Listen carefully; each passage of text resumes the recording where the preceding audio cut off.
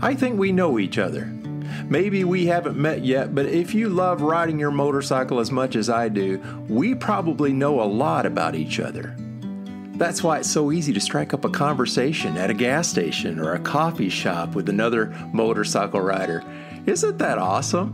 What a gift. We do something that makes us happy, and we gain a friend along the way, almost without even trying. I recently received an email from a listener named Ryan in Italy. With a great deal of kindness, Ryan told me that the podcast was meaningful to him and that he would love to come to the Western United States and ride out here sometime. Wow, that made me feel so good to read that feedback. Thank you so much, Ryan. I would love to ride with you, my friend. That's for sure. Are you looking for community, a sense of belonging?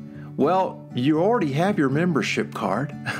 It's wherever you ride your bike. It's the jacket that you wear. It's the helmet that you carry into a coffee shop.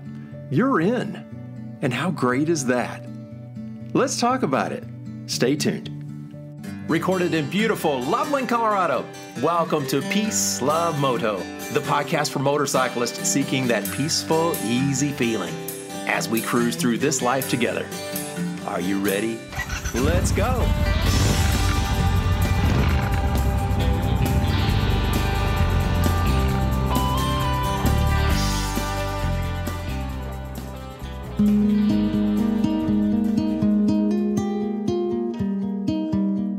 We motorcycle riders have a lot in common, don't we? We talk about that all the time on this podcast, but it's true, and it's a beautiful thing. We wave at each other when we pass.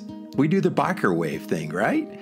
We ask each other where we've been and where we're going, and sometimes we ask for recommendations on where to ride, and sometimes we even do each other small favors. Just last week, I was riding on a country road just west of where I live, and I've ridden on this little twisty road hundreds of times. Just love it. I came upon another rider that was out in front of me. I stayed back a safe distance, then I saw a ball cap come flying off of his bike. He noticed it too and stopped, but I was right there. It was right there in front of me, so it was easy for me to just stop and pick it up. So I picked it up and I brought it over to him. We chatted there on the side of the road for just a moment, and I asked him where he was going. And he said, just out for a ride. And I asked him, well, you want to follow me to the Howlin' Cow coffee shop at the Morning Fresh Dairy and go share a cup of coffee? He said, sure. And we just headed out from there. And we just had the most wonderful conversation. Again, we instantly had something to talk about. We first talked about our bikes and then the routes we had ridden. And then within just a few minutes, we talked about our backgrounds a little bit, about our families, and how we love riding motorcycles. It was fantastic, and it was so easy.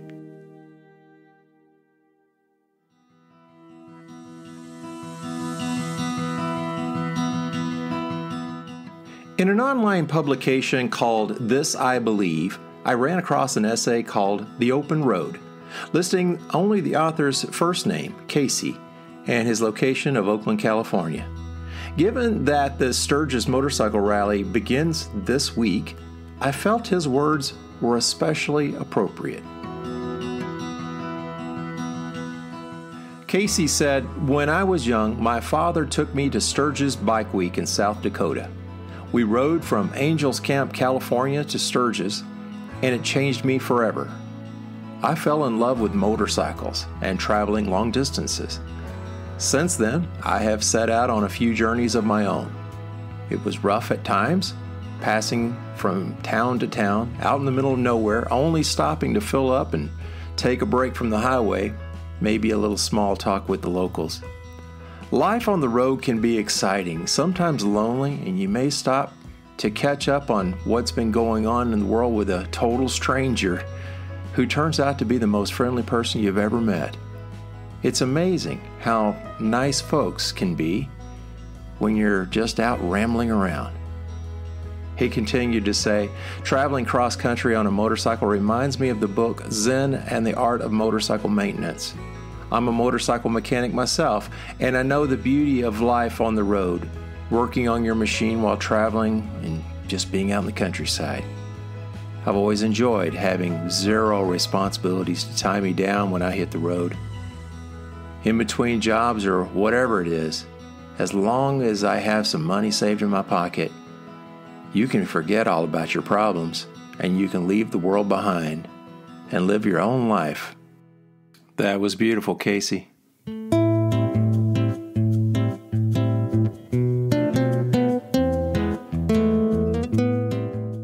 I'm reminded that we motorcyclists are indeed an international community.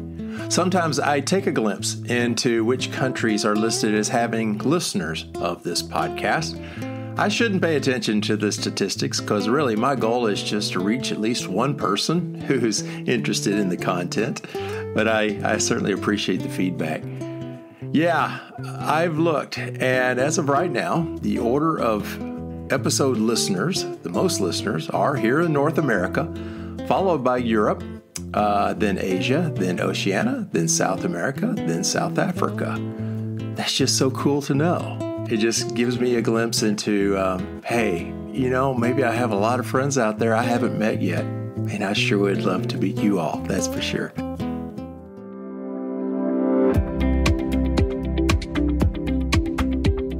Perhaps we've been down different roads in life.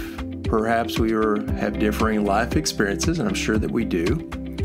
Those who grew up poor and maybe got rich, and those who are struggling every day to make ends meet. Those of different races, different gender identities, different ages. Yes, we're different, but isn't it amazing? It's a beautiful thing that we riders really do know each other. I'm convinced that the vast majority of riders care about each other. You'll stop if someone's having trouble on the side of the road. You'll stop to check on them. We are a community, and that, my friends, is something to really be happy about. So yes, we know each other, and maybe we're friends who just haven't met yet. And if it's in the stars for us, I hope that someday we can meet. Again, thank you so much for listening. I wish you peace. I wish you love.